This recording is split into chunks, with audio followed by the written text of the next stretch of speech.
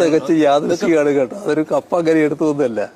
അന്ന് അവിടെ ഇരിക്കുമ്പോൾ ഒരു വെള്ളം കുടിക്കുന്നതിന് ഒരു കപ്പ് വീട്ടിൽ നിന്ന് കൊണ്ടുവന്നേ ഉള്ളൂ. ആ കപ്പ് വീട്ടിൽ നിന്ന് കൊടുത്തയച്ച് ഈ കപ്പ് അതിങ്ങനെ എഴുതിയിട്ടുണ്ടായിരുന്നുള്ളത് സീമന് അറിയില്ല. ആർക്കും അറിയില്ല. ഇത് ഞാനപ്പോ ശ്രദ്ധിക്കുന്നുണ്ട്. ഇതിങ്ങനെ കുടിക്കുമ്പോൾ ഒരാളിങ്ങനെ ഫോട്ടോ എടുക്കുന്ന കാണുന്നുണ്ട്. എന്താ ഈ വെള്ളം കുടിക്കുന്ന ഒരു പുതുമയിലല്ല എന്റെ കാര്യത്തില്. ഞാൻ സാധാരണ പ്രസംഗിക്കുമ്പോൾ തന്നെ വെള്ളം കുടിച്ചുകൊണ്ടിരിക്കുന്നതല്ലേ.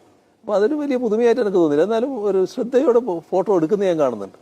എന്താണെന്ന് മനസ്സിലായില്ല. പക്ഷെ പിന്നെയാണ് ഇങ്ങനെ ഒരു വാർത്ത വന്നിട്ടുണ്ടെന്ന് മനസ്സിലായത്. ഇനി പ്രസംഗിക്കാതെ തന്നെ വെള്ളം കുടിക്കാൻ പോവുകയല്ലേ മിസ്റ്റർ വിജയ. അപ്പോൾ അതിനെക്കുറിച്ച് നമുക്ക് പറഞ്ഞു വരാം. എന്തായാലും സഖാവ് പിണറായി വിജയൻ, നമ്മുടെ മുഖ്യമന്ത്രി, ബഹുമാനപ്പെട്ട മുഖ്യമന്ത്രി പറഞ്ഞ കാര്യങ്ങളാണ് നിങ്ങൾ ആദ്യം കേട്ടത്. Love you to moon and back എന്ന് പറഞ്ഞിട്ട് ആദ്യ പരാതിക്കാരി രാഹുൽ മാങ്കൂട്ടത്തിൻ്റെ ആദ്യ പരാതിക്കാരി പോസ്റ്റ് ചെയ്ത ഈ പോസ്റ്റ് പിണറായി വിജയൻ്റെ കപ്പിൽ എങ്ങനെ വന്നു എന്നതിനെക്കുറിച്ച് അദ്ദേഹം എക്സ്പ്ലെയിൻ ചെയ്യണം. അദ്ദേഹം ഒന്നും അറിഞ്ഞില്ല. പക്ഷെ അത് പറയുന്നത് നോക്കെ അദ്ദേഹം പറഞ്ഞു. പക്ഷെ ആ ചിരിയുണ്ടല്ലോ, കൊലച്ചിരി പോലുള്ളൊരു ചിരി. ഒരു ചെറുപ്പക്കാരൻ്റെ ലൈഫ്, ഒരു ചെറുപ്പക്കാരൻ്റെ ജീവിതവും രാഷ്ട്രീയ ഭാവിയും നശിപ്പിച്ചു എന്നുള്ള ഒരു സന്തോഷമുണ്ടല്ലോ, ആ സന്തോഷം അദ്ദേഹത്തിൻ്റെ വാക്കുകൾ നിറഞ്ഞു നിൽക്കുന്നു. അദ്ദേഹത്തിൻ്റെ മകനോ മകൾക്കോ മരുമകനോ ആണ് ഇത് സംഭവിച്ചിരുന്നുവെങ്കിൽ അവർക്കെതിരെയാണ് ഇങ്ങനെ ഒരു ആരോപണങ്ങൾ, ഈ വ്യാജ പരാതികൾ വരുന്നതെങ്കിൽ അവരുടെ ഒരു അവസ്ഥ എന്തായിരുന്നു? അദ്ദേഹം ഇങ്ങനെയാണോ സംസാരിക്കുന്നത്? ഒരു സ്വന്തം മകൻ്റെ പ്രായം പോലും ഇല്ലാത്ത ഒരു മനുഷ്യനെ, ഒരു ചെറുപ്പക്കാരനെ രാഷ്ട്രീയപരമായിട്ടും ജീവിതപരമായിട്ടും മുഴുവൻ നശിപ്പിച്ചിട്ട് ഒരു കൊലച്ചിരിച്ചിരിക്കുന്ന ഈ വിജയൻ്റെ ആ ഒരു പൊയ്മുഖം ഉണ്ടല്ലോ, അത് വലിച്ചു കീറപ്പെടും. സത്യം പറഞ്ഞാൽ ഇന്ന് ഈ ഭൂമിയിൽ ഇപ്പോഴാണ് കണക്കുകളെല്ലാം ഇവിടെ തന്നെ തീർത്തിട്ടേ പോകാൻ പറ്റൂ. പഴയ കാലത്ത് നമ്മളെല്ലാവരും അമ്മമാരും അച്ഛന്മാരൊക്കെ പറയുമായിരുന്നു, നമ്മളങ്ങ് മരിച്ചു ചെല്ലുമ്പോൾ സ്വർഗത്തിലും നരകത്തിലും ഒക്കെ ആയിരിക്കും നമുക്ക് കിട്ടും, നമ്മൾ ഇവിടെ ചെയ്യുന്നതിൻ്റെ പാപഫലം അവിടെയായിരിക്കും. പക്ഷേ ഇപ്പോൾ അങ്ങനെയല്ല. എല്ലാം ഭൂമിയിൽ അനുഭവിച്ചിട്ടേ നമുക്ക് പോകാൻ പറ്റൂ. കണക്കുകൾ ഓരോന്ന് എണ്ണി താങ്കൾ പറയേണ്ടി വരും. വയസ്സ് 82, 83, 85 കണ്ടായില്ലേ? ഈ 85-ാം കാലം മുതലാണ് താങ്കളുടെ ശനിദിശ തുടങ്ങാൻ പോകുന്നത്. രാഷ്ട്രീയ എതിരാളികളെ എങ്ങനെയാണ് നശിപ്പിക്കേണ്ടത്, എങ്ങനെയാണ് അവരെ നശിച്ച് എന്ന് പറഞ്ഞാൽ ചെറുപ്പക്കാർ, കൊച്ചുകുട്ടികളെ, ഒരു സ്വന്തം എതിരാളികൾ, ഒരു 60 വയസ്സിന് മുകളിലുള്ള പ്രായമുള്ള എതിരാളികളെ നശിപ്പിക്കാൻ ശ്രമിക്കുക, ചെറുപ്പക്കാരായ പിള്ളേരെ നശിപ്പിക്കാൻ ശ്രമിച്ചതൊക്കെ എന്താ പറയണത്, ഇതിനൊരു ജാളിതമില്ലാണ് ചിരിച്ച് സംസാരിക്കുന്നത്. എന്തായാലും രാഹുൽ മാങ്കൂട്ടത്തിൽ ഇന്നലെ ഒരു പോസ്റ്റ് പങ്കുവച്ചിട്ടുണ്ട്. അപ്പോൾ അദ്ദേഹം പറയുന്നത്, വിജയൻ, ആ കപ്പ് മാത്രമല്ല, കേസുകളും നിങ്ങളുടെ പൊളിറ്റിക്കൽ PR-ൻ്റെയും പൊളിറ്റിക്കൽ വൈരാഗ്യത്തിൻ്റെ ഉപകരണമായിരുന്നു. രാഷ്ട്രീയ വിരോധത്താൽ എത്ര ഹീനമായി ഒരാളെ ആക്രമിക്കാം എന്നതിൻ്റെ ഉദാഹരണമായി ഇത് നാളുകളിൽ കണക്കാക്കപ്പെടും. പുറത്ത് താങ്കൾ എന്തൊക്കെ പറഞ്ഞു നടന്നാലും ഇതിലെ യാഥാർത്ഥ്യങ്ങൾ താങ്കൾക്കും എനിക്കും അറിയാം. അത് നാളുകളിൽ ഈ നാടറിയും. അന്ന് ഈ കൊലച്ചിരി മാറി താങ്കൾ മറുപടി പറയേണ്ടി വരും. സത്യം ജയിക്കും. അങ്ങനെ പറഞ്ഞിട്ട് ഒരു സങ്കീർത്തനം കൂടി ചേർത്തിട്ടുണ്ട്. അപ്പോൾ രാഹുൽ മാങ്കൂട്ടത്തിൻ്റെ ഈ ഒരു പോസ്റ്റ് എന്ന് പറയുന്നത് ഭയങ്കരമായിട്ട് വൈറലായിട്ടുണ്ട്. രാഹുൽ മാങ്കൂട്ടത്തിൽ ഈ ഇലക്ഷനിൽ, ഈ തെരഞ്ഞെടുപ്പിൽ യാതൊരു തരത്തിലുള്ള പ്രസക്തിയും രാഹുൽ മാങ്കൂട്ടത്തിൽ ഇടപെട്ടിട്ടില്ല എങ്കിലും, കാരണം അദ്ദേഹം ഒരു സ്ഥാനാർത്ഥിയോ ഒന്നുമല്ല, അദ്ദേഹത്തിനെ പാർട്ടിയിൽ നിന്ന്, പ്രാഥമിക അംഗത്വത്തിൽ നിന്നും പുറത്താക്കിയിരിക്കുന്ന ഒരു വ്യക്തിയാണ്. എങ്കിൽ പോലും അദ്ദേഹമാണ് ഇപ്പോഴും സ്റ്റാർ എന്നുള്ളതാണ് പ്രധാനം. ഈ പാലക്കാട് നിയമസഭാ മണ്ഡലത്തിൽ രാഹുൽ മാങ്കൂട്ടത്തിൽ വരും പിഷാരടിയെ കൊണ്ടുവന്നു. പിഷാരടി ജയിച്ചിട്ട് നമുക്ക് കാത്തിരുന്ന് കാണാമെന്നേ പറയാൻ പറ്റൂ. ജയിച്ച് കഴിഞ്ഞിട്ട് നമുക്ക് അതിനെക്കുറിച്ച് സംസാരിക്കാം. എന്തായാലും രാഹുൽ മാങ്കൂട്ടത്തിൽ എന്തുകൊണ്ട് സീറ്റ് കൊടുത്തില്ല എന്ന് എനിക്ക് തോന്നുന്നു UDF ആൾക്കാർക്ക്, അല്ലെങ്കിൽ UDF-ൻ്റെ നേതാക്കന്മാർക്ക്, അല്ലെങ്കിൽ കോൺഗ്രസിൻ്റെ നേതാക്കന്മാർക്ക് തോന്നിക്കാണും രാഹുലിനെ അവിടെ നിർത്തിക്കഴിഞ്ഞാൽ എല്ലാ നിയോജക മണ്ഡലങ്ങളിലും ഈ ഒരു സംസാര വിഷയം അതൊരു പ്രചരണായുധമാക്കുമെന്ന് വിചാരിച്ചിട്ടായിരിക്കാം. എന്ത് തന്നെയായാലും അദ്ദേഹത്തിനെ പ്രാഥമിക അംഗത്വത്തിൽ നിന്ന് തന്നെ പുറത്താക്കി എന്നുള്ളത് വളരെ മോശമായ, ഒരിക്കലും നമുക്ക് അംഗീകരിക്കാൻ കഴിയാത്ത കാര്യമാണ്. അതുകൊണ്ടാണ്, കാരണം ഒരു ചെറുപ്പക്കാരൻ, അവർക്കെതിരെ ആരോപണം വന്നിരിക്കുന്നു. കോടതികൾ ആ കേസ് നിലനിൽക്കുമ്പോൾ കോടതികളെല്ലാം ആ ഒരു ജാമ്യം കൊടുത്ത് ആ ഒരു ഓർഡറിൽ പറഞ്ഞിരിക്കുന്ന കാര്യം, ഇങ്ങനെ ഒരു കേസ് ഒരിക്കലും ഒരു ബലാത്സംഗം എന്ന് പറയുന്ന ഒരു സംഭവം അവിടെ നടന്നിട്ടില്ല. രണ്ടാമത്തെ പരാതിയാണെങ്കിൽ ഉണ്ടോ എന്ന് പോലും, ഈ പരാതി സത്യമാണോ എന്ന് പോലും സംശയമാണ്. ഇങ്ങനെയൊക്കെയുള്ള സംശയങ്ങൾ പ്രകടിപ്പിച്ചു. ഇതൊരു രാഷ്ട്രീയ പ്രേരിതമാണ് എന്നുള്ളതും പോലും കോടതി സംശയം പ്രകടിപ്പിച്ചിട്ടുണ്ട്. ആ ഒരു അവസ്ഥയിൽ തീർച്ചയായിട്ടും അദ്ദേഹത്തിനെ പ്രാഥമിക അംഗത്തിൽ നിന്ന് കോൺഗ്രസ് എടുത്തു കളഞ്ഞിട്ട് കോൺഗ്രസ് എന്ന് നല്ല പുള്ള ചമയാമെന്നാണ് വിചാരിച്ചത്. അതെന്തോ ആയിക്കോട്ടെ. എന്തായാലും UDF ഈ പ്രാവശ്യം ജയിക്കും. അതിൻ്റെ കാരണം വേറൊന്നും കൊണ്ടല്ല, പിണറായിയുടെ ധാർഷ്ട്യവും പിണറായിയുടെ അഴിമതിയും. അതുപോലെ തന്നെ നമ്മൾ ഒന്ന് ആലോചിച്ച് നോക്കേ, ഇവിടെ റോഡ് വികസിപ്പിച്ചു എന്ന് പറയുന്നത്, ഞാനിപ്പോൾ ഓട്ട് കവലയും അതും മനോരമയുടെ ഇപ്പം കോന്നിയിലോ അല്ലല്ലോ എന്താ പറഞ്ഞത്, അവിടെ ആറന്മുളയിലൊക്കെ ഉള്ള ഇതൊക്കെ കാണുമായിരുന്നു. അപ്പോൾ ഒരു റോഡ് വികസിപ്പിച്ച കഥയാണ് പറയുന്നത്. 10 വർഷം മുമ്പ് എങ്ങനെയായിരുന്നു, എന്തോ കേരളം ഇരുട്ടിലായിരുന്നു എന്ന്. ഞാൻ ഒരു കാര്യം ചോദിക്കട്ടെ, ഇവിടെ എന്ന് പറയുന്നത് അപ്രതീക്ഷിത ലോഡ് ഷെഡിങ് ആണുള്ളത്. എപ്പോൾ കറണ്ട് പോയാലും നമുക്കറിയത്തില്ല. മറ്റേത് അഥവാ അഥവാ പഴയ കാലത്ത് അരമണിക്കൂർ കറണ്ട് പോയാൽ നമ്മൾ ആ കറണ്ട് കട്ടിൻ്റെ സമയത്ത് എന്തെങ്കിലും ആക്കി വെക്കും. ഇതെന്ന് പറഞ്ഞാൽ എപ്പോഴും ഏത് സമയത്ത് വേണമെങ്കിലും കറണ്ട് പോകാം.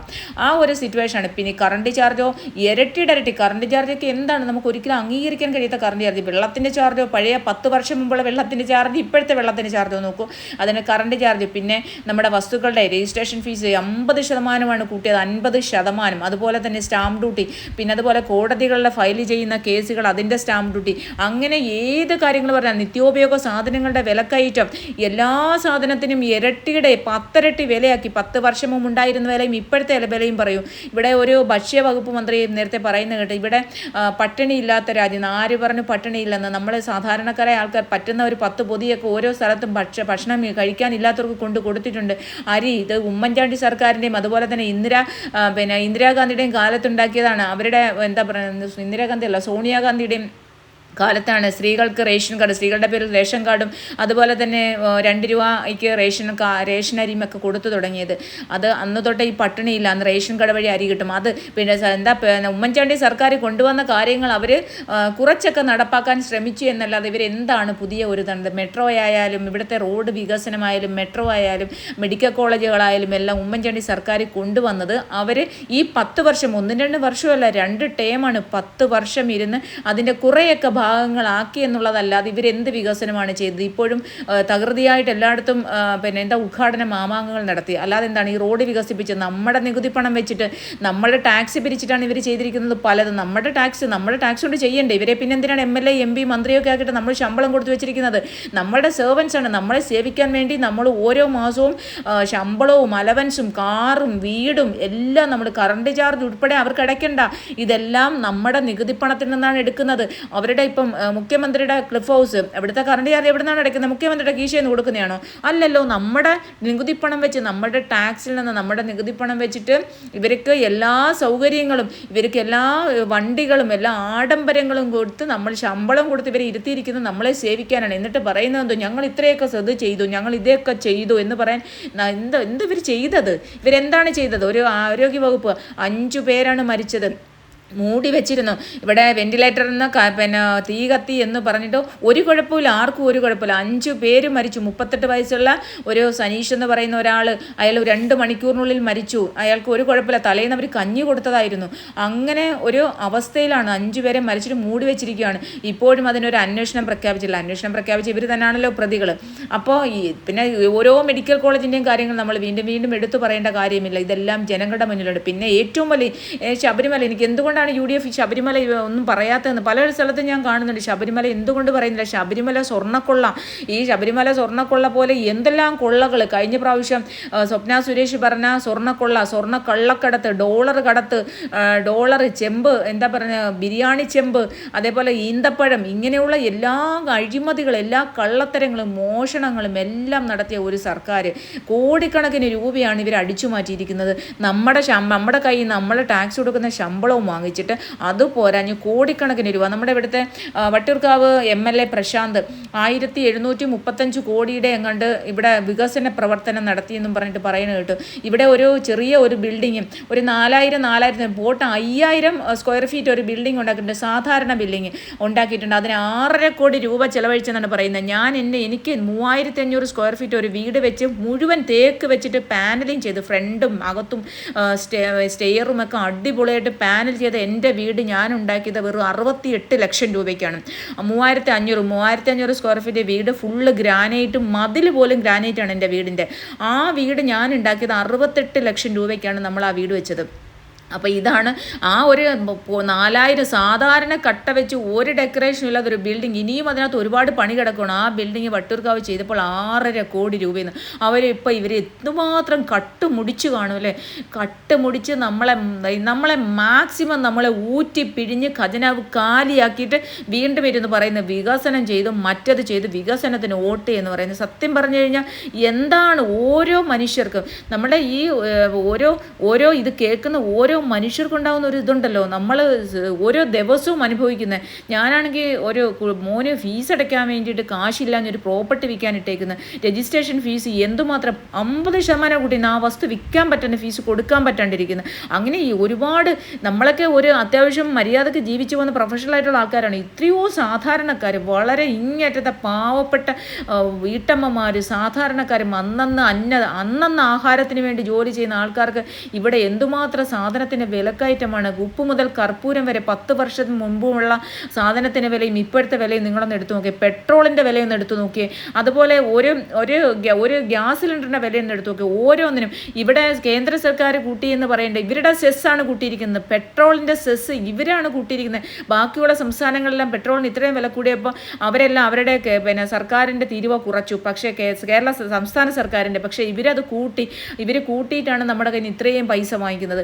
എല്ലാ മേഖലകളിലും ഇവർ കുത്തഴിഞ്ഞ അഴിമതി, കുത്തഴിഞ്ഞ മാർഗം സ്വീകരിച്ചിട്ട് പിന്നെ എന്നിട്ട് പറയുന്നത് വികസിപ്പിച്ച്, വികസനത്തിന് ഒരു വോട്ട്, വികസനത്തിനോട് ഞങ്ങൾ റോഡ് പണിഞ്ഞ് 10 വർഷം മുമ്പ് ചെയ്ത് കഴിഞ്ഞാണ് ഇത് കണക്കിരിക്കേണ്ടത്. 2 ടേമാണ് അവർ ഭരിച്ചത്. നമ്മുടെ കയ്യിൽ നിന്ന് ടാക്സ് പിരിച്ച പണം പിന്നെ എന്ത് ചെയ്യണം? ആ പണം വെച്ചിട്ടാണ് ചെയ്യേണ്ടത്. ഇപ്പോഴും കടബാധയാണ്. വയനാട്ടിൽ വീട് കൊടുത്തു എന്ന് പറഞ്ഞ് 736 കോടി അങ്ങോട്ട് സാധാരണ ജനങ്ങളാണ് കൊടുത്തത്. ഈ ജനങ്ങൾ കൊടുത്ത കാശ് വെച്ചിട്ടാണ് കുറച്ചെങ്കിലും ഇപ്പോൾ ചെയ്തിരിക്കുന്നത്. എന്നിട്ടും വല്ലതും ചെയ്തിട്ടുണ്ട്? ആ പണമെല്ലാം എന്ത്? ഇതേ വാങ്ങിക്കുന്ന പണമെല്ലാം എവിടെ പോയി? ഇതെല്ലാം ആര് ചെലവാക്കുന്ന കണക്കുകൾ എന്തെയാണ്? ഈ ചെലവാക്കുന്ന കണക്കുകളൊന്നുമില്ല. മന്ത്രിമാർ പങ്കിട്ടെടുക്കുകയാണ് കോടിക്കണക്കിന് രൂപ. ഞാൻ നേരത്തെ പറഞ്ഞ കണക്ക് ഇവിടുത്തെ MLA തന്നെ 1735 കോടി ചെലവഴിച്ചു എന്ന് പറഞ്ഞു. എവിടെ ചെലവഴിച്ചു? എന്ത് ചെലവഴിച്ചു? ഇനി കാണുമ്പോൾ അറിയാം. അടുത്ത ഗവൺമെൻറ് വന്നിട്ട് വേണം ഈ അഴിമതികളെല്ലാം പുറത്ത് വരുന്നത്. എന്തായാലും ശ്രീ പിണറായി വിജയ, കണക്കുകൾ ഇവിടെ തന്നെ പറയേണ്ടി വരും. ഈ 85-ാം വയസ്സിൽ നിങ്ങളുടെ അവസ്ഥ എന്താവുമെന്ന് നമുക്ക് പോലും പ്രവചിക്കാൻ പറ്റുന്നില്ല. ഇപ്പോൾ ചിരിച്ചോ ഒരു രാഹുൽ മാങ്കൂട്ടത്തിലിനെ തകർത്തു, അവൻ്റെ ജീവിതം ഇല്ലാതാക്കി. എടോ വിജയ എന്ന് വിളിച്ച് നേർക്കുനേർ സംസാരിക്കാൻ ഇനി ഒരുത്തൻ ഉണ്ടാകില്ല എന്നുള്ളൊരു ധൈര്യമാണെങ്കിൽ അത് വെറുതെയാണ്.